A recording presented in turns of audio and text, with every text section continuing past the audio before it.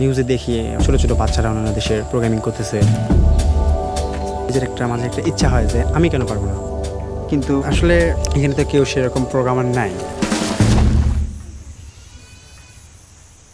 তো আমি free basics ব্যবহার করে প্রোগ্রামিং দিতেছি।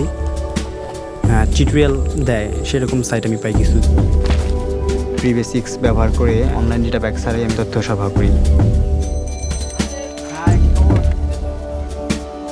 আমাদের গ্রামে সব জায়গায় 3G বিদ্যমান নয়, কিন্তু সবচেয়ে ভালো 3G কানেকশন পাই হচ্ছে 3G পাম্পে। কানেক্টেড।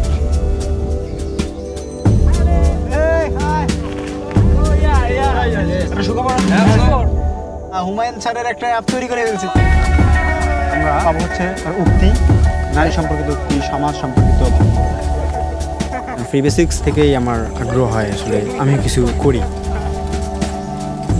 আমি করে দেখাবো যে আমি এটা পারি।